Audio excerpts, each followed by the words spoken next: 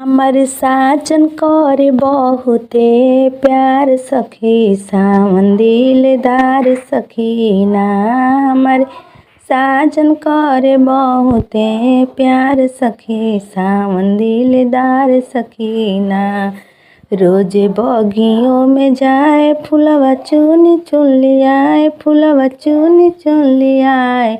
हमके गजला से करेलन सिंगार सखी सावन दिलदार सखीना।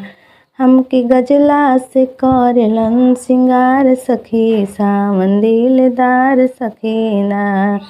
रोज सड़कों पर जाए बिंदिया किन किन लियाए, बिंदिया किन किन लियाए।